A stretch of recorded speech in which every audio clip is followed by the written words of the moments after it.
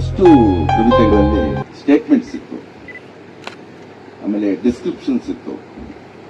ಕಾವ್ಯ ಆಗಿರಲಿಲ್ಲ. ನಾನು ಹೇಳೋದು ಬುದ್ಧನ ಬಗ್ಗೆ ಅವರ ಎಲ್ಲ ಕವಿತೆಗಳ ವಿಚಾರ ಸರಿ ಇದೆ, ಆದರೆ ಅದನ್ನ ಕಾವ್ಯಕ್ಕೆ ಅಳವಡಿಸಿಕೊಳ್ಳೋದ್ರಲ್ಲಿ ಎಡವಿದ್ದಾರೆ ಅಂತ ಅನಿಸಿತು. ಕೆಲವರು ಗಂಭೀರವಾಗಿ ಕೂಡ ಕವಿತೆಗಳನ್ನು ಓದಿದವರು ಇದ್ದಾರೆ. ಆಮೇಲೆ ಬಹಳಷ್ಟು ಜನ ಕವಿಗಳಾದ್ರಿಂದ ನಾನು ವೈಯಕ್ತಿಕವಾಗಿ ಆ ಕವಿಗಳ ಕಾವ್ಯದ ಬಗ್ಗೆ ಹೆಚ್ಚು ಮಾತಾಡಕ್ಕೆ ಹೋಗಲ್ಲ. ಕಾವ್ಯದ ಬಗ್ಗೆನೇ ಒಂದಷ್ಟು ಹೇಳಬೇಕು ಅಂತ ನನಗೆ ಅನಿಸ್ತಾ ಇದೆ. ಕಾವ್ಯ ಅಂದ್ರೆ ಏನು ಅಂತ ಸಾವಿರಾರು ಡೆಫಿನೇಷನ್ಸ್ ಇದೆ. ಕಾವ್ಯ ಅಂದ್ರೆ ಇದು ಹೀಗಿರಬೇಕು ಅನ್ನೋಂಥ ನೂರಾರು ವ್ಯಾಖ್ಯಾನಗಳಿವೆ. ಆದರೆ ಕಾವ್ಯ ಅಥವಾ ಯಾವುದೇ ಕಲೆಯ ಮೂಲ ಗುಣ ಅಥವಾ ಅದರ ಕೇಂದ್ರ ಆಶಯ ಅನ್ನೋದೇನಾದ್ರೂ ಇದ್ರೆ ಅದು ಅವುಗಳ ಬಗ್ಗೆ ವಿವರಿಸುವಂತಹ ಎಲ್ಲ ವ್ಯಾಖ್ಯಾನಗಳನ್ನ ತಿರಸ್ಕರಿಸುವಂತಹದ್ದಾಗಿರುತ್ತದೆ. ಯಾಕೆಂದ್ರೆ ಆ ತರದ ವ್ಯಾಖ್ಯಾನ ಮಾಡಿದಂತವ್ರು ಯಾರ್ಯಾರಿದ್ದಾರೆ ಅವರೆಲ್ಲರ ಸೀಮಿತ ಗ್ರಹಿಕೆಯ ವ್ಯಾಖ್ಯಾನಗಳವು. ಯಾಕಂದ್ರೆ ಕಾವ್ಯ ಆಗ್ಲಿ ಯಾವುದೇ ಕಲೆ ಆಗ್ಲಿ ಪರಿಪೂರ್ಣ ಅಲ್ವೇ ಅಲ್ಲ.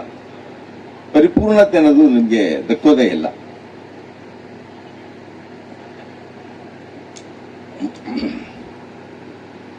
ಹಾಗಾಗಿ ಕೆಲವು ಕಾವ್ಯ ಕುರಿತಂತ ಅಂಶಗಳಲ್ಲಿ ಮಾತ್ರ ಇಲ್ಲಿ ಪ್ರಸ್ತಾಪಿಸಿ ನಿಮ್ಮ ಗಮನನ ನಿಜವಾದ ಕಾವ್ಯದ ಕಡೆಗೆ ಸೆಳೆಯುವಂತ ಪ್ರಯತ್ನ ಮಾಡ್ತೀನಿ. ಬುದ್ಧನ ಬಗ್ಗೆ ಕವಿತೆ ಬರೆಯೋದಕ್ಕೆ ಮುಂಚೆ ನೀವು ಜನ್ ಒಡಪುಗಳನ್ನು ಓದಿದ್ರೆ ಬೌದ್ಧ ಕಾವ್ಯ ಹೇಗಿದೆ, ಅದರ ಸ್ವರೂಪ ಎಂಥದ್ದು ಅಂತ ಗೊತ್ತಾಗ್ತಿತ್ತು. ಕನಿಷ್ಠ ಚೈನಾದ ತಾವೋಯಿಸಂನ ದಾವದ ಜಿಂಗ್ ಅನ್ನುವಂಥ ಪುಸ್ತಕ ಇದೆಯಲ್ಲ, ಅದನ್ನು ಓದಿದ್ರು ಕೂಡ ನಿಮಗೆ ಒಂದು ರೀತಿಯಲ್ಲಿ ಬೌದ್ಧ ಕಾವ್ಯ ಯಾವ ಸ್ವರೂಪದ್ದು ಅನ್ನೋದು ಗೊತ್ತಾಗ್ತಾ ಇತ್ತು. ಕನಿಷ್ಠ ಇನ್ನು ಮುಂದಾದ್ರೂ ಅದನ್ನು ಓದುವಂತ ಅಭ್ಯಾಸ ಬೆಳೆಸ್ಕೊಳ್ಳೋದು ಒಳ್ಳೆಯದು ಅಂತ ಅನ್ಸುತ್ತೆ. ಕವಿ ಎಷ್ಟೇ ಶ್ರೇಷ್ಠ ಅಂತ ಅನ್ಸಿದ್ರು ಕೂಡ ಅಂತ ಶ್ರೇಷ್ಠ ಕವಿಯ ಕಾವ್ಯದಲ್ಲೂ ಕೂಡ ಪರಿಪೂರ್ಣತೆ ಅನ್ನೋದು ಇರೋದಿಲ್ಲ. ಹಾಗಾಗಿನೇ ಕಾವ್ಯ ಅನ್ನುವಂಥದ್ದು ಅನಂತವಾದದ್ದು. ಕಾವ್ಯ ಪ್ರಯೋಗದಲ್ಲಿ ಪ್ರತಿ ಸಾರಿ ಕೂಡ ಒಂಥರ ಕ್ರಿಯೇಟಿವ್ ಟೆನ್ಷನ್ ಅನ್ನೋದು ಸೃಷ್ಟಿಯಾಗ್ತಾ ಹೋಗೋದ್ರಿಂದ ಅದು ಕಾವ್ಯ ಅನ್ನುವಂಥದ್ದು ನಿತ್ಯ ನೂತನವಾದದ್ದು ಅಂತ. ಈ ಸ್ಟೇಟ್ಮೆಂಟ್ಸು ಅಥವಾ ಡಿಸ್ಕ್ರಿಪ್ಷನ್ಸ್ ಅಂತ ನೀವು ಕಾವ್ಯದಲ್ಲಿ ಬರೆದು ಏನು ಓದ್ತೀರಿ, ಸೊ ಅದ್ರ ಬದಲು ಲೇಖನನೇ ಬರಿಬಹುದು. ಯಾಕೆ ಕಾವ್ಯವೇ ಬೇಕು? ಸೊ ಕಾವ್ಯಕ್ಕೆ ಅದರದ್ದೇ ಆದಂತ ಏನೋ ನಿಯಮ ಇದೆಯಲ್ವಾ, ಅದಕ್ಕೆ ತಕ್ಕ ಹಾಗೆ ಅದನ್ನ ಕಾವ್ಯಕ್ಕೆ ಒಗ್ಗಿಸಬೇಕು ಅಂತಲೇ ನನಗೆ ಅನ್ಸೋದು. ಕೆಲವು ವಿಚಿತ್ರವಾದಂತಹ ಹೇಳಿಕೆಗಳನ್ನು ಕೂಡ ಕಾವ್ಯದ ಬಗ್ಗೆ ನಾವು ಗಮನಿಸಬಹುದು. ಈ ಕಾವ್ಯ ಕಟ್ಟುವಂತ ಸೃಜನಶೀಲ ಕ್ರಿಯೆ ಅನ್ನೋದರ ಹಿಂದೆ ಒಂದು ವಿಶೇಷ ಮನಸ್ಥಿತಿ ಇರುತ್ತೆ ಅಂತ ಮನೋವಿಜ್ಞಾನಿಗಳು ಹೇಳ್ತಾರೆ. ಅದನ್ನ ಇನ್ನಷ್ಟು ವಿವರಿಸಿ, ಆ ವಿಶೇಷ ಮನಸ್ಥಿತಿ ಅಂತಂದ್ರೆ ಅದೊಂದು ರೀತಿಯ ಉತ್ಸಾಹ, ಉಲ್ಲಾಸ ಅಂತ ಹೇಳ್ತಾರೆ. ನನಗೆ ಇದು ಸ್ವಲ್ಪ ಕಷ್ಟ ಅರ್ಥ ಮಾಡ್ಕೊಳ್ಳೋದು, ಬಹಳ ವರ್ಷಗಳಿಂದ ನನಗಿದು ಡೈಜೆಸ್ಟ್ ಆಗಿಲ್ಲ. ಉದಾಹರಣೆಗೆ ನಾವು ಇವತ್ತು ಒಂದು ವಿಷಾದ ಕಾವ್ಯ ಬರೆದಾಗ ಆ ವಿಷಾದ ಕಾವ್ಯದ ಸೃಷ್ಟಿಯ ಹಿಂದೆ ಕೂಡ ಒಂದು ಮಾನಸಿಕ ಉಲ್ಲಾಸ ಇರುತ್ತಾ ಅಂತ. ಈಗ ನಾನು ಇಸ್ರೇಲ್ನ ನರಹಂತಕ ನೀತಿ ಬಗ್ಗೆ ಕಾವ್ಯ ಬರೀಬೇಕು ಅಂದಾಗ ಅದರಿಂದ ಅಲ್ಲಿ ಏನು ಉತ್ಸಾಹ ಇರ್ಲಿಕ್ಕೆ ಸಾಧ್ಯ ಇದೆ? ಸೊ ಹಾಗಾಗಿ ಈ ಸ್ಟೇಟ್ಮೆಂಟ್ ನನಗೆ ಯಾಕೋ ಅಷ್ಟು ಸರಿ ಕಾಣಲಿಲ್ಲ. ಯಾವುದೇ ರೀತಿಯ ತಲ್ಲಣದಲ್ಲಿ ಕಾವ್ಯ ಹುಟ್ಟಿದ್ರು ಕೂಡ ಅದು ಹುಟ್ಟುವ ಮತ್ತು ತಲುಪುವಂತಹ ಎರಡೂ ತುದಿಗಳಲ್ಲೂ ಒಟ್ಟಾರೆಯಾಗಿ ಒಂದು ನೈತಿಕತೆ ಅನ್ನೋದಿರಬೇಕು, ಜೀವದನಿ ಕೇಳಿಸೋ ಹಾಗಿರ್ಬೇಕು ಅಂತ ಅನ್ಸುತ್ತೆ. ಇದು ವ್ಯಾಖ್ಯಾನ ಅಲ್ಲ, ಕೇವಲ ಒಂದು ಸಾಮಾನ್ಯ ವಿವೇಕದ ಗ್ರಹಿಕೆ ಅಂತಲೇ ನಾನು ತಿಳ್ಕೊಂಡಿದ್ದೀನಿ.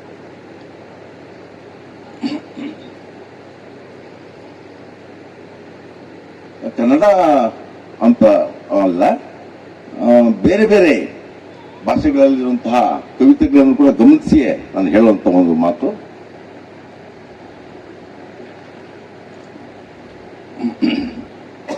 ಅದೇನು ಅಂದ್ರೆ,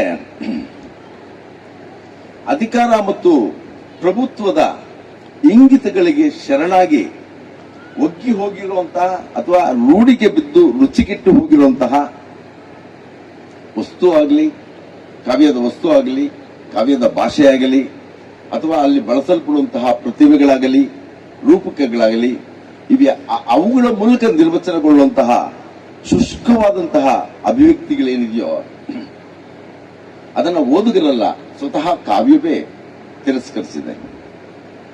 ಸೊ ಕಾವ್ಯದಿಂದಲೇ ಅದು ದೂರವಾಗಿರುತ್ತೆ. ಅಲ್ಲಮ ಪ್ರಭುವಿನ ಮಾತಲ್ಲಿ ಹೇಳೋದಾದ್ರೆ, ಕಾವ್ಯ ಅನ್ನುವಂಥದ್ದು ಹೇಗಿರಬೇಕು ಅಂದ್ರೆ ಶಬ್ದದೊಳಗನ ನಿಶಬ್ದದಂತೆ. ಸೊ ಮುಕ್ತಾಯಕ್ಕ ಹೇಳಿದ ಒಂದು ಮಾತನ್ನು ಕೂಡ ನಾನು ಇಲ್ಲಿ ನೆನಪಿಸ್ಕೊತಾ ಇದ್ದೀನಿ. ಕಾವ್ಯ ಅಂತ ನಿಜಕ್ಕೂ ಹೇಗಿರಬೇಕು ಅಂದ್ರೆ ಶಿಶುಕಂಡ ಕನಸಿನಂತಿರಬೇಕು, ಅದಕ್ಕೆ ಯಾವುದೇ ರೀತಿಯ ಕಳಂಕದ ಲೇಪ ಇರಬಾರ್ದು. ಆಮೇಲೆ ಬಹಳಷ್ಟು ಸಾರಿ ವಿಮರ್ಶಕರು ಒಂಥರ ಒಣ ಚರ್ಚೆಗಳು ಅಂತಲೇ ನನಗನ್ಸುತ್ತೆ. ಏನು ಅಂತಂದ್ರೆ, ಕಾವ್ಯದ ಕಂಟೆಂಟ್ ಮತ್ತು ಫಾರ್ಮ್ ಬಗ್ಗೆನೇ ಬಹಳ ದೊಡ್ಡ ಡಿಸ್ಕಷನ್ಸ್ ಆಗುತ್ತೆ. ಅಷ್ಟೆಲ್ಲ ಡಿಸ್ಕಷನ್ಸ್ ಫಾರ್ಮ್ ಕಂಟೆಂಟ್ ಬಗ್ಗೆ ಆಗ್ಬೇಕು. ಈಗ ಕಂಟೆಂಟ್ ಅಂತ ಏನೋ ಒಂದು ತಗೊಂಡು ನೀವು ಕಾವ್ಯ ಬರೆಯಕ್ಕೆ ಹೊರಟ್ರೆ ಆ ಕಂಟೆಂಟೇ ಫಾರ್ಮ್ ಅನ್ನ ಡಿಸೈಡ್ ಮಾಡ್ತಾ ಇರ್ತದೆ. ಈಗ ಬೆಳಕಿದೆ, ಬೆಳಕಲ್ಲಿ ನೀವು ಕಂಟೆಂಟ್ ಯಾವುದು, ಫಾರಂ ಯಾವುದು ಅಂತ ತೋರಿಸಿ, ಎರಡೂ ಒಂದೇ. ಸೊ ಹಂಗೆ ಕಂಟೆಂಟು ಮತ್ತು ಫಾರಂ ಅನ್ನುವಂಥದ್ದು, ಅಥವಾ ವಸ್ತು ಮತ್ತು ಆಕಾರ, ಅವು ಪರಸ್ಪರ ಬೆರೆತೋಗಿರ್ತವೆ. ವಸ್ತುವೇ ಆಕಾರವನ್ನ ನಿರ್ಧಾರ ಮಾಡುತ್ತೆ. ಹಾಗಿರುವಾಗ ಅದರ ಬಂಧ, ರೂಪ ಅಥವಾ ಆಕಾರ ಇವುಗಳ ಬಗ್ಗೆ ತಲೆ ಕೆಡಿಸ್ಕೊಳ್ಬೇಕಂತ ಅಗತ್ಯ ಇಲ್ಲ ಅಂತಲೇ ಅನ್ಸುತ್ತೆ.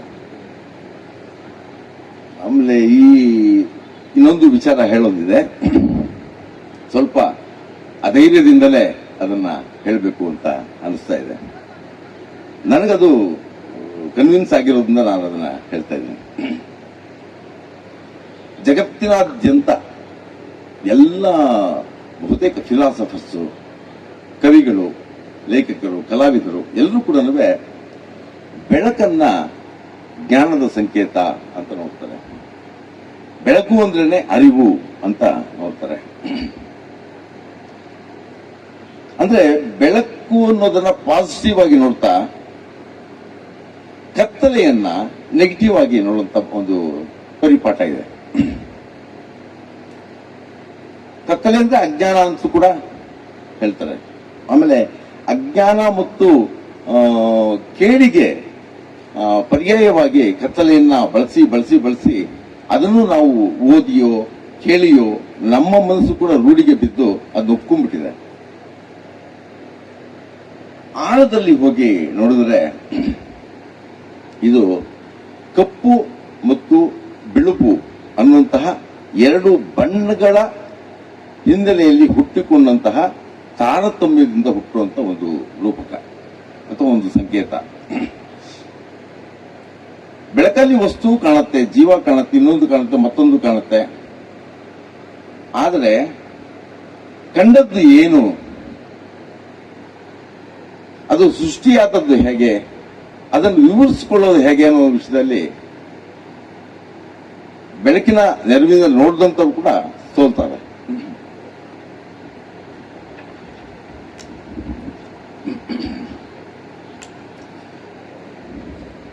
ಅದನ್ನು ಇನ್ನಷ್ಟು ನಿಮಗೆ ವಿವರಿಸಿ ಹೇಳಬೇಕು ಅಂತ ಅನಿಸ್ತದೆ.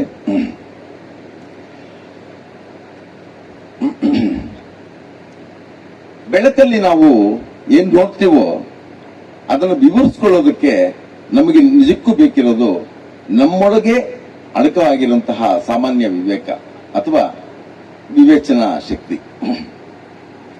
ಅದೇ ದುರಂತ ಏನು ಅಂತಂದ್ರೆ ಬರೀ ಈ ದೇಶ ಅಷ್ಟೇ ಅಲ್ಲ, ಇಡೀ ಜಗತ್ತಲ್ಲೇ ಆ ಕಾಮನ್ ಸೆನ್ಸ್ ಅನ್ನೋದು ಮೋಸ್ಟ್ ಅನ್ಕಾಮನ್ ಥಿಂಗ್ ಅನ್ನೋ ರೀತಿಯಲ್ಲಿ ಆಗೋಗಿದೆ. ನಮಗೊಂದು ಕಾಮನ್ ಸೆನ್ಸ್ ಇದೆ ಅನ್ನೋದೇ ನಮಗೆ ಎಷ್ಟು ಸಾರಿ ಗೊತ್ತಿರಲ್ಲ, ನೆನಪಿಗೆ ಬರೋದಿಲ್ಲ. ಈಗ ವಿಶ್ವ ಅನ್ನುವಂಥದ್ದು ಒಂದಲ್ಲ, ನಮ್ಗೆ ಗೊತ್ತಿರೋ ಹಾಗೆ ಯೂನಿವರ್ಸ್ ಅಂತ ಒಂದಿದೆ ಅಂತ ನಾವು ಭಾವಿಸ್ಕೊಂಡಿದ್ದೀವಿ. ಆದ್ರೆ ಖಗೋಳ ವಿಜ್ಞಾನ, ಆಸ್ಟ್ರೋಫಿಸಿಕ್ಸ್ ಇವತ್ತು ಯಾವ ಲೆವೆಲ್ ಹೋಗಿದೆ ಅಂತಂದ್ರೆ ಕೇವಲ ಒಂದು ಯೂನಿವರ್ಸ್ ಇಲ್ಲ, ಮಲ್ಟಿ ಯೂನಿವರ್ಸ್ ಅಂತ ಕರೀತಾರೆ. ಇನ್ನು ಎಂತೆಂತ ವಿಷಯಗಳನ್ನ ಹೇಳ್ತಾರೆ, ನಿಜಕ್ಕೂ ಆಶ್ಚರ್ಯ ಆಗತ್ತೆ. ಇವತ್ತು ಮೇ 1 ಕಾರ್ಮಿಕ ದಿನಾಚರಣೆ, ಬುದ್ಧ ಪೂರ್ಣಿಮೆಯ ದಿನ. ನಾವಿಲ್ಲಿ ಕೋಲಾರದ ಈ ವಿಶ್ವವಿದ್ಯಾಲಯದಲ್ಲಿ ಕವಿಗೋಷ್ಠಿ ಮಾತಾಡ್ತಿದ್ದೀವಿ. ಇದೇ ಪ್ರಸಂಗ ಇದರ ಪ್ಯಾರಲಲ್ ಆಗಿರುವಂತ ಇನ್ನೊಂದು ಯೂನಿವರ್ಸ್ ಅಲ್ಲಿ ನಡೀತಾ ಇರುತ್ತೆ. ಅದಕ್ಕೆ ಗೊತ್ತಿಲ್ಲ, ಯಾವ ಆಧಾರ ಕೊಡ್ತಾ ಇದ್ದಾರೆ ಅಂತ ಗೊತ್ತಿಲ್ಲ, ಬಟ್ ಅವರ ಪ್ರಮೇಯಗಳ ಮೂಲಕ ಅದನ್ನ ಮಂಡಿಸಿದ್ದಾರೆ. ಹೀಗೆ ಕೇವಲ ನಮ್ಮ ಕಣ್ಣಿಗೆ ಅಥವಾ ನಮ್ಮ ಶಕ್ತಿಯುತವಾದಂತಹ ಟೆಲಿಸ್ಕೋಪ್ ಕಣ್ಣಿಗೆ ಗೋಚರವಾಗುವಂತಹ ಯೂನಿವರ್ಸ್ ಎಷ್ಟಿದೆಯೋ ಅಷ್ಟನ್ನೇ ನಾವು ಮನಸ್ಸಲ್ಲಿ ಇಟ್ಕೊಂಡು ಮಾತಾಡಿದ್ರು ಕೂಡ ಅದ್ರ ಆಚೆಗೆ ಇನ್ನೂ ಇದೆ. ಯಾಕಂದ್ರೆ ವಿಶ್ವ ಅನ್ನೋದು ಅಥವಾ ಮಲ್ಟಿವರ್ಸ್ ಅನ್ನೋದೇ ಅನಂತವಾದದ್ದು. ಈ ಕಣ್ಣಿಗೆ ಗೋಚರವಾಗುವಂತಹ ವಿಶ್ವದಲ್ಲಿನೇ 2 ಲಕ್ಷ ಕೋಟಿ ನಕ್ಷತ್ರ ಪುಂಜಗಳಿವೆ, ಗ್ಯಾಲಕ್ಸೀಸ್. ಸೊ ಒಂದೊಂದು ಗ್ಯಾಲಕ್ಸಿಯಲ್ಲಿ ಕೋಟ್ಯಾಂತರ ನಕ್ಷತ್ರಗಳಿವೆ. ಸೊ ಅಂತ ಒಂದು ನಕ್ಷತ್ರ ಸೂರ್ಯ. ಸೊ ಈ ಸೌರಮಂಡಲದಲ್ಲಿರುವಂತ ಒಂದು ಉಪಗ್ರಹ ಭೂಮಿ. ಆದ್ರೆ ಇಷ್ಟು ಅನಂತವಾಗಿರುವಂತಹ ವಿಶ್ವದಲ್ಲಿ 74% ಭಾಗವನ್ನ ಆವರಿಸಿಕೊಂಡಿರುವಂತದ್ದು ಡಾರ್ಕ್ ಎನರ್ಜಿ, 24% ಭಾಗ ಡಾರ್ಕ್ ಮ್ಯಾಟರ್. ಇನ್ನುಳಿದ ಅತ್ಯಲ್ಪ ಭಾಗದಲ್ಲಿ ಮಾತ್ರವೇ ವಸ್ತು ಇರೋದು. ವಸ್ತು, ಅನಿಲ, ಆತರ ಏನ್ ಬೇಕಾದ್ರೂ ನಾವು ಅನ್ಕೋಬಹುದು. ಅದು ನಕ್ಷತ್ರ ಆಗಿರ್ಬೋದು, ಗ್ರಹ ಆಗಿರ್ಬೋದು, ಗ್ಯಾಲಕ್ಸಿಗಳಾಗಿರ್ಬೋದು, ಅವೆಲ್ಲ ಕೂಡ 2%.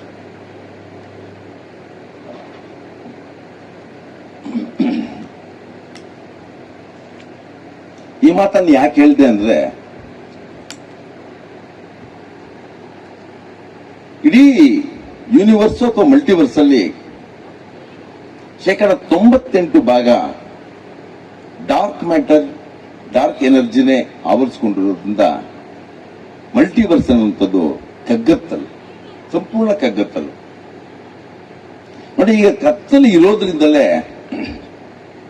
ನಿಮಗೆ ಅಮಾವಾಸ್ಯೆ, ಬೆಳದಿಂಗಳು, ನಕ್ಷತ್ರಗಳು, ಹುಣ್ಣಿಮೆ, ಚಂದ್ರ ಇವೆಲ್ಲ ಕಾಣ್ಲಿಕ್ಕೆ ಸಾಧ್ಯ. ಒಂದು ರೀತಿಯಲ್ಲಿ ಹಂಗೆ ನೋಡಿದ್ರೆ ಬೆಳಕಿಗೋಸ್ಕರ ಕತ್ತಲು ನಿರಂತರವಾಗಿ ದುಡಿತಾ ಇದೆ. ಈಗ ಕತ್ತಲು ಇರೋದ್ರಿಂದಲೇ ನಿಮಗೆ ಹುಣ್ಣಿಮೆ, ಚಂದ್ರ ಕಾಣೋದು. ಹಗಲಲ್ಲಿ ನಿಮಗೆ ಕಾಣೋದಿಲ್ಲ ಹುಣ್ಣಿಮೆ, ಬೆಳದಿಂಗಳು ಕಾಣೋದಿಲ್ಲ. ಕತ್ತಲು ಇರೋದ್ರಿಂದ ಸೂರ್ಯನ ಬೆಳಕನ್ನ ಚಂದ್ರ ಮೊಗಮೊಗೆದು ನಮಗೆ ಕೊಡ್ತಾ ಇದ್ದಾನೆ. ಸೊ ಹಾಗಾಗಿ ಆ ಬೆಳಕಿನ ಚೆಲುವನ್ನ ನಾವು ಆಸ್ವಾದಿಸಲಿಕ್ಕೆ ಬಹುಮುಖ್ಯ ಕಾರಣವಾದದ್ದು, ಬಹುಮುಖ್ಯವಾಗಿ ಅದರ ಹಿಂದೆ ದುಡಿತಿರುವಂಥದ್ದು ಕತ್ತಲೇನೆ. ಹೀಗೆ ಕಾವ್ಯಕ್ಕೆ ಸಂಬಂಧಪಟ್ಟಂಗೆ, ಕಲೆಗೆ ಸಂಬಂಧಪಟ್ಟಂಗೆ ನಾವು ಒಂದು ತಮೋಮೀಮಾಂಸೆಯನ್ನೇ ರೂಪಿಸ್ಕೋಬಹುದು ಅಂತ ಕೂಡ ನನಗೆ ಅನಿಸ್ತದೆ. ಆಮೇಲೆ ಕಾವ್ಯವನ್ನ, ಕವಿತೆಯನ್ನ ಹೀಗೆ ಓದಬೇಕು ಅಂತ ಒತ್ತಾಯಿಸೋದು ಅಥವಾ ನಿಯಮ ರೂಪಿಸೋದು ಅದು ಕೂಡ ಒಂದು ಸಾಂಸ್ಕೃತಿಕ ರಾಜಕಾರಣ. ಯಾವುದೇ ಕವಿತೆಯನ್ನ ಅಥವಾ ಕೃತಿಯನ್ನ ನೀವು ಬರೆದಾದ ಮೇಲೆ ಅದು ಅಕ್ಷರ ರೂಪದಲ್ಲಿ ಸಿದ್ಧ ಆದ ಮೇಲೆ ಅದು ನಿಜವಾದ ಅರ್ಥದಲ್ಲಿ ಸಿದ್ಧವಾಗಿರೋದಿಲ್ಲ. ಅಲ್ಲಿರುವಂತಹ ಟೆಕ್ಸ್ಟ್ ಏನಿದೆಯೋ ಅದು ಕೇವಲ ಸಾಪೇಕ್ಷ ಪಠ್ಯ. ಅಂದ್ರೆ ಒಬ್ಬ ಓದುಗ ಆ ಕವಿತೆಯನ್ನೋ ಕೃತಿಯನ್ನೋ ಓದ್ತಾ ಹೋದಂಗೆಲ್ಲ ಅವನ ಮನಸ್ಸಲ್ಲಿ ಆ ಕೃತಿಯ ಅರ್ಥವಲಯ ಬಿಚ್ಚಿಕೊಳ್ತಾ ಹೋಗುತ್ತೆ. ಆ ಕೃತಿ ನಿಜವಾದ ಅರ್ಥದಲ್ಲಿ ಅವನ ಮನಸ್ಸಲ್ಲಿ ಕಟ್ಟಿಕೊಳ್ತಾ ಹೋಗುತ್ತೆ. ಆಮೇಲೆ ಅದೇ ಓದುಗ ಇನ್ನೊಂದಷ್ಟು ದಿನ ಬಿಟ್ಟು ಮತ್ತೆ ಅದನ್ನು ಓದಿದ್ರೆ ಅವನಿಗೆ ಮತ್ತೊಂದು ಅರ್ಥ ಸ್ಫುರಿಸಬಹುದು, ಮತ್ತೊಂದು ಅರ್ಥ ಹೊಳಿಬಹುದು. ಹಾಗೆ ಪ್ರತಿ ಓದಲ್ಲೂ ಒಂದು ಕೃತಿಯ ಅರ್ಥ ಬದಲಾಗ್ತಾ ಇರ್ತದೆ, ಭಿನ್ನ ಭಿನ್ನ ಆಗುತ್ತೆ. ಹಾಗೆ ಪ್ರತಿ ಓದುಗನಿಗೂ ಅರ್ಥ ಅನ್ನುವಂಥದ್ದು ಭಿನ್ನ ಭಿನ್ನ ಆಗ್ತಾ ಹೋಗುತ್ತೆ. ಅದನ್ನೇ ಬೀಯಿಂಗ್ ಅಂಡ್ ಬಿಕಮಿಂಗ್ ಅಂತ ಕರೀತಾರೆ. ಅಂದ್ರೆ ಕೃತಿ ಅನ್ನೋದು ಸಿದ್ಧವಾಗಿ ಇರೋದಿಲ್ಲ, ಅದು ಆಗ್ತಾ ಹೋಗುವಂತಹದ್ದು. ಸೊ ಅದನ್ನ ಹೀಗೆ ಓದ್ಬೇಕು ಅಂತ ನಿರ್ಬಂಧ ಹೇರೋದು ಖಂಡಿತ ಸರಿಯಿಲ್ಲ.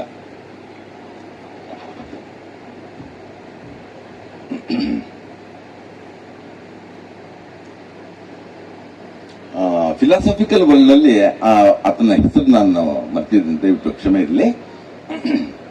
ಒಂದು ಮಾತಿದೆ, ಒಬ್ಬನೇ ಮನುಷ್ಯ ಹರಿವ ನದಿಯಲ್ಲಿ 2 ಸಾರಿ ಕಾಲಿಡಕ್ಕಾಗಲ್ಲ ಅಂತ. ಅಂದ್ರೆ ಅದರ ಅರ್ಥ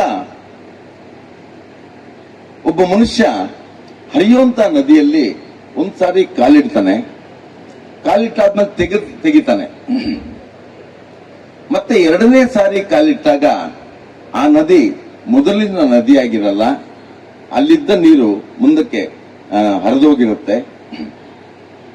ಹಾಗೇನೆ ಈ ಮನುಷ್ಯನ ದೇಹದೊಳಗೆ ಸಾವಿರಾರು ಜೀವಕೋಶಗಳು ಸತ್ತು ಹೋಗಿರ್ತವೆ, ಮತ್ತೆ ಸಾವಿರಾರು ಹೊಸ ಜೀವಕೋಶಗಳು ಹುಟ್ಕೊಂಡಿರ್ತವೆ. ಅವನ ಮನೋಧರ್ಮ ಕೂಡ ಅಥವಾ ಅವನ ಮಾನಸಿಕ ಅವಸ್ಥೆ ಕೂಡ ಕ್ಷಣ ಕ್ಷಣ ಬದಲಾಗ್ತಿರೋದ್ರಿಂದ, ಚಂಚಲತೆಯಲ್ಲಿ ಬದಲಾಗ್ತಿರೋದ್ರಿಂದ ಅವನು ಕೂಡ ಬೇರೆ ಮನುಷ್ಯನಾಗೋಗಿರ್ತಾನೆ. ಹಾಗೆ ಕಾವ್ಯವು ಅನ್ನುವಂಥದ್ದು ಕೂಡ ಒಂದು ರೀತಿಯಲ್ಲಿ ಹರಿಯೋ ನದಿ ಇದ್ದಾಗೆ ಓದುಗ ಅನ್ನುವಂಥವನು ಆ ಹರಿಯುವಂತಹ ಕಾವ್ಯ ನದಿಯಲ್ಲಿ ಪ್ರತಿ ಸಾರಿ ಕಾಲಿಡ್ತಾ ಇರ್ತಾನೆ. ಹಾಗಾಗಿ ಅವನು ಪ್ರತಿ ಸಾರಿ ಓದ್ದಾಗ್ಲೂ ಅವನು ಪ್ರತಿ ಹೊಸ ಓದುಗ.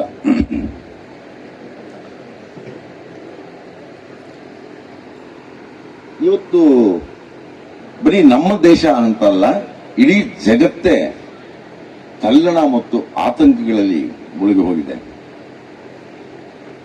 ನಮ್ಮ ಇವನ್ನ ಅವನ ಹೆಸರೇ ಮತ್ತೆ ನಾವು ಸಾರಿ ಒಬ್ಬ ವಿಜ್ಞಾನಿ, ಆತನ ಪ್ರಕಾರವಾಗಿ ಸ್ಟೀಫನ್ ಹಾಕಿಂಗ್ ಅಂತ, ಆತ 100 ಜನ ಮೇಧಾವಿ ವಿಜ್ಞಾನಿಗಳಿಗೆ ಒಂದು ಕ್ವಶನ್ ಕಳಿಸಿ ಅವ್ರ ಕಡೆಯಿಂದ ಉತ್ತರಗಳನ್ನ ಪಡ್ಕೊಂಡಂತೆ. ಅದನ್ನು ಸಿಂಥಸೈಸ್ ಮಾಡಿ ಕಂಪ್ಯೂಟರ್ ಮೂಲಕ ಪಡ್ಕೊಂಡ ಕೊನೆ ಉತ್ತರ ಏನು ಅಂತಂದ್ರೆ, ಇನ್ನು ಕೇವಲ 200-300 ವರ್ಷಗಳ ಒಳಗೆ ಈ ಭೂಮಿ ಮೇಲಿಂದ ಹ್ಯೂಮನ್ ರೇಸ್ ಎರೇಸ್ ಆಗೋಗುತ್ತೆ. ನಮಗೆ ಮನುಷ್ಯ ಕುಲಕ್ಕೆ ಹೆಚ್ಚಿನ ಆಯುಸ್ಸಿಲ್ಲ ಈಗ. ಅದಕ್ಕೆ ಕಾರಣ, ಬಹುಮುಖ್ಯ ಕಾರಣ ನಾವೇ. ಇವತ್ತು ಈ ಇಡೀ ಭೂಮಿಯನ್ನ 40 ಸಾರಿ ಭಸ್ಮ ಮಾಡಿ ಬಿಡಬಲ್ಲಷ್ಟು ನ್ಯೂಕ್ಲಿಯರ್ ಬಾಂಬ್ಗಳನ್ನು ತಯಾರು ಮಾಡಿ ಇಟ್ಕೊಂಡಿದ್ದಾರೆ. ಸೊ ಯಾವ ಕ್ಷಣ ಬೇಕಾದರೂ ನ್ಯೂಕ್ಲಿಯರ್ ಯುದ್ಧ ಶುರುವಾಗಬಹುದು. ಈಗ ರಷ್ಯಾ ಮತ್ತು ಉಕ್ರೇನ್ ನಡುವೆ ನಡೀತಿರುವಂತಹ ಯುದ್ಧದಲ್ಲಿ ಅಮೆರಿಕ ಮಧ್ಯ ಪ್ರವೇಶಿಸಿ ಅಲ್ಲೇನಾದ್ರೂ ನ್ಯೂಕ್ಲಿಯರ್ ಯುದ್ಧ ಆದ್ರೆ 72 ಗಂಟೆಯಲ್ಲಿ ಭಾರತೀಯರು ಸಾಯ್ತಾರೆ. ಇಲ್ಲಿನ ಜನರ ತಪ್ಪು ಏನಿಲ್ಲದೆ ಇದ್ರೂ ಕೂಡ ಬೇರೆ ಯಾರೊಬ್ಬರ ತಪ್ಪು ತೀರ್ಮಾನಗಳಿಗೆ ನಾವು ತಲೆದಂಡ ಸಲ್ಲಿಸಬೇಕು.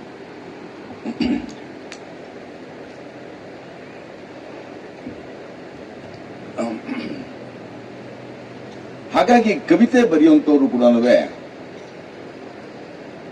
ಒಂದು ಕ್ಷಣ ಆತ್ಮಾವಲೋಕನ ಮಾಡಿಕೊಂಡು ಇಡೀ ಜಗತ್ತಿನಲ್ಲಿ ಏನು ನಡೀತಿದೆಯೋ ಅದರ ಪರಿಣಾಮ ನಮ್ಮ ದೈನಂದಿನ ಬದುಕಿನ ಮೇಲೂ ಆಗುತ್ತೆ ಅನ್ನುವಂತಹ ಸಾಮಾನ್ಯ ವಿವೇಕನ ಇಟ್ಕೋಬೇಕು.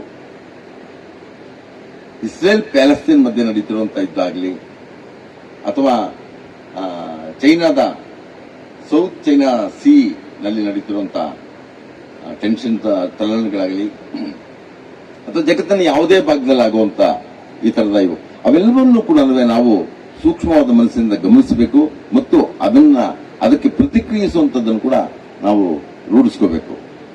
ಇಲ್ಲ ಅಂತಂದ್ರೆ ಅದು ನಮ್ಗೇನ್ ಸಂಬಂಧ ಅಂತ ನಾವು ಅಂದ್ಕೊಂಡ್ರೆ ಆಗೋದಿಲ್ಲ. ಅಲ್ಲಿ ನಡೆಯುವಂತ ಅನಾಹುತ ನಮ್ಮನ್ನು ಕೂಡ ಬಲಿ ತಗೊಳುತ್ತೆ. ಇವತ್ತು ಬರೀ ಆಯಿಲ್ನ ಕದೀತಾ ಇಲ್ಲ, ದೇಶಗಳನ್ನೇ ಕದಿಯುವಂತ ಪ್ರವೃತ್ತಿ ಪ್ರಾರಂಭ ಆಗಿದೆ. ಯಾರೋ ಬಸ್ ಸ್ಟ್ಯಾಂಡ್ ಅಲ್ಲಿ ಹೊಟ್ಟೆಪಾಡಿಗೆ ಪಿಕ್ ಪಾಕೆಟ್ ಮಾಡೋರನ್ನ ನಾವು ನೋಡಿದ್ರೆ ಹಿಡ್ಕೊಂಡು ತದಕ್ತೀವಿ, ಹೊಡಿತಾ ಇರ್ತೀವಿ, ವಿವೇಚನೆ ಇಲ್ಲದೆ ಹೊಡೆದು ಬಿಸಾಕ್ತೀವಿ. ಆದ್ರೆ ಇಡೀ ದೇಶವನ್ನೇ ಲಪ್ಟಾಯಿಸುವಂತವ್ರನ್ನ ಕಂಡ್ರೆ ನಾವೇನು ಪ್ರತಿಕ್ರಿಯೆನೇ ಕೊಡೋದಿಲ್ಲ. ಅಷ್ಟು ಅಸೂಕ್ಷ್ಮತೆಗೆ ನಾವು ಒಗ್ಗಿ ಹೋಗಿದ್ದೇವೆ. ಅಂದ್ರೆ ನಮ್ಗೇನು ಆಗ್ತಾನೆ ಇಲ್ಲ, ನಮ್ಗೆ ಅದೇನು ಸಂಬಂಧವೇ ಇಲ್ಲ ಅನ್ನೋ ರೀತಿಯಲ್ಲೇ ಇಡೀ ಭಾರತೀಯ ಸಮುದಾಯ ಮತ್ತು ಇಡೀ ಜಗತ್ತಿನ ಸಮುದಾಯ ನೋಡ್ತಾ ಇದೆ. ಇವತ್ತು ಇಸ್ರೇಲ್ ಏನ್ ಮಾಡ್ತಿದೆ ಅಂತ ಅದೆಷ್ಟು ಜನರಿಗೆ ಗೊತ್ತಿದೆ, ನನಗಂತೂ ಗೊತ್ತಿಲ್ಲ. ಅದು 1948ರಿಂದ ಇಸ್ರೇಲ್, ಅದಕ್ಕೆ ಮುಂಚೆ ಅದು ಪ್ಯಾಲೆಸ್ತೈನ್ ಬ್ರಿಟಿಷರ ವಸಾಹತು ಆಗಿತ್ತು. ಅದಕ್ಕೆ ಮುಂಚೆ ಒಟ್ಟೋಮನ್ ಸಾಮ್ರಾಜ್ಯದ ಅಡಿಯಲ್ಲಿತ್ತು.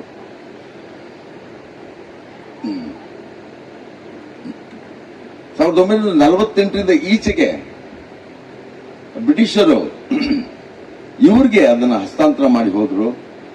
ಅಲ್ಲಿಂದ ಆಚೆಗೆ ಅವರು ತಮ್ಮ ಯಹೂದಿ ಸಾಮ್ರಾಜ್ಯವನ್ನ, ಝಯೋನಿಸ್ಟ್ ಸಾಮ್ರಾಜ್ಯವನ್ನ ವಿಸ್ತರಿಸಕ್ಕೆ ಅಂತ ಲೆಬನಾನ್ ಮೇಲೆ ದಾಳಿ ಮಾಡ್ತಿದ್ದಾರೆ. ಆಮೇಲೆ ವೆಸ್ಟ್ ಬ್ಯಾಂಕು ಮತ್ತು ಇದ್ರ ಮೇಲೆ ದಾಳಿ ಮಾಡ್ತಾ ಇದ್ದಾರೆ. ಮತ್ತು ಇರಾನ್ ಇಡೀ ಮಿಡ್ಲ್ ಈಸ್ಟ್ ಅಲ್ಲಿ ತಮಗೆ ಒಂದು ರೀತಿಯ ಸಮರ್ಥವಾದಂತಹ ಎದುರಾಳಿ ಆಗುತ್ತೆ, ನಾಳೆ ದಿನ ಅದು ಕೂಡ ನ್ಯೂಕ್ಲಿಯರ್ ಬಾಂಬ್ ತಯಾರು ಮಾಡಬಹುದು ಅನ್ನೋ ಕಾರಣಕ್ಕೋಸ್ಕರ ಅದನ್ನ ಅಮೆರಿಕದ ನೆರವು ತಗೊಂಡು ಬಗ್ಗು ಬಡಿಯಕ್ಕೆ ನೋಡ್ತಾ ಇದೆ. ಎಫ್ಸ್ಟೀನ್ ಅನ್ನುವಂತಹ ಅತ್ಯಂತ ಅಶ್ಲೀಲವಾದಂತಹ ಫೈಲ್ಸ್ ಮೂಲಕ ಬ್ಲಾಕ್ ಮೇಲ್ ಮಾಡಿ ಜಗತ್ತಿನ ಅಮೆರಿಕದಂತ ಸ್ಟ್ರಾಂಗ್ ಕಂಟ್ರಿಯ ನಾಯಕರನ್ನ ಬ್ಲಾಕ್ ಮೇಲ್ ಮಾಡಿ ಅವರನ್ನ ಇರಾನ್ ಮೇಲೆ ಎತ್ತಿಕಟ್ಟಿ ಯುದ್ಧನ ಮಾಡಿಸ್ತಾ ಇದೆ. ಸೊ ನಾಳೆ ಏನಾಗಬಹುದು ಅನ್ನೋದ್ರ ಬಗ್ಗೆ ತುಂಬಾ ಅನ್ಸರ್ಟನಿಟಿ ಇದೆ. ಇಂಥ ಆತಂಕ ತಲ್ಲಣಗಳನ್ನ ಎದುರಿಗಿಟ್ಕೊಂಡಾಗ ನಮ್ಮ ಎದುರಿಗೆ ಬುದ್ಧ ಕೂಡ ಇದ್ದಾನೆ. ಬುದ್ಧನ ಶಾಂತಿಯ ಮಂತ್ರ ಇದೆ. ಸೊ ಅದನ್ನ ಇಟ್ಕೊಂಡು ನಾವು ಕವಿತೆಗಳನ್ನ ಹೇಗೆ ಬರೀಬೇಕು ಅನ್ನೋದ್ರ ಬಗ್ಗೆ ನಾವು ನಿಜಕ್ಕೂ ಬೇರೆ ರೀತಿಯಲ್ಲಿ ಯೋಚನೆ ಮಾಡಬೇಕು ಅಂತಲೇ ಅನ್ಸುತ್ತೆ. ಕಾವ್ಯ ಹೇಗಿರ್ಬೇಕು ಅಂತಂದ್ರೆ ನಾನು ವ್ಯಾಖ್ಯಾನ ಹೇಳ್ತಿಲ್ಲ. ಅಪರೂಪದ ಹಕ್ಕಿ ಎರಡನೇ ಸಲವೂ ಬಂತು ಅನ್ನೋ ಹಾಗೆ ಕಾವ್ಯ ಅನ್ನುವಂಥದ್ದು ಇರಬೇಕು. ಒಂದು ರೀತಿಯಲ್ಲಿ ಮನುಷ್ಯರನ್ನ ಅಹಂ ನಿರಸನಗೊಳಿಸಿ ಹೃದಯನ್ನ ವಿಸ್ತಾರಗೊಳಿಸೋ ಹಾಗೆ ಇರಬೇಕು. ಪ್ರತಿ ಮನುಷ್ಯನ ಮನಸ್ಸನ್ನು ಬುದ್ಧತ್ವದ ಕಡೆಗೆ ಕೊಂಡೊಯ್ಯೋ ಹಾಗಿರಬೇಕು ಅಂತ ಆಶಿಸ್ತಾ ನನ್ನ 2 ಮಾತು ಮುಗಿಸ್ತೀನಿ. ಒಂದು ಸಣ್ಣ ಕವಿತೆ.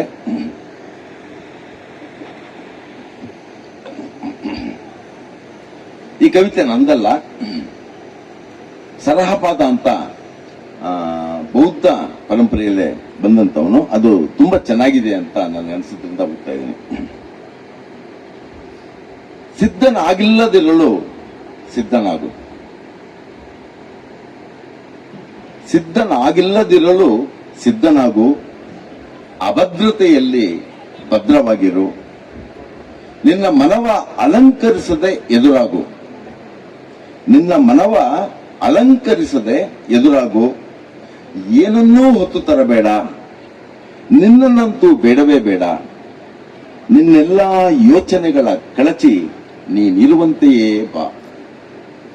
ಇಷ್ಟರಲ್ಲಿ ಆತ ಒಟ್ಟು ಒಂದು ಮನುಷ್ಯನ ವ್ಯಕ್ತಿತ್ವ ಮತ್ತು ಅದರ ಮೂಲಕ ಏರ್ಪಡುವಂತಹ ಸಂಬಂಧಗಳ ಬಗ್ಗೆ ಬಹಳ ಅದ್ಭುತವಾದ ರೀತಿಯಲ್ಲಿ ಹೇಳಿದ್ದಾನೆ. ಸೊ ಬುದ್ಧಿಸ್ಟ್ ಪೊಯಿಟ್ರಿ ಅನ್ನುವಂಥದ್ದು ಹೇಗಿರ್ಬೇಕು ಅನ್ನೋದಕ್ಕೆ ಒಂದು ಒಳ್ಳೆಯ ಉದಾಹರಣೆ ಅನ್ನೋ ಕಾರಣಕ್ಕೆ ಅದನ್ನ ನಾನು ಇಲ್ಲಿ ಓದಿದೆ. ಬಹಳಷ್ಟು ಜನ ಕವಿಗಳು ಈಗಾಗಲೇ ತಡ ಆದದ್ರಿಂದ ಹೊರಟು ಹೋಗಿದ್ದಾರೆ. ಹಾಗಾಗಿ ಅವರಿಗೆ ನನ್ನ ಮಾತು ತಲುಪಲಿಲ್ಲ. ಆದರೂ ಆಸಕ್ತಿ ಇರುವಂತ ಕೆಲವರಾದ್ರೂ ಇಲ್ಲಿ ಉಳ್ಕೊಂಡು ನನ್ನ ಮಾತು ಕೇಳಿದಿರಿ. ಸಹನೆಯಿಂದ ನನ್ನ ಮಾತನ್ನು ಆಲಿಸಿದಂತ ನಿಮ್ಗೆಲ್ಲರಿಗೂ ನಮಸ್ಕರಿಸ್ತೇನೆ. ಓಕೆ.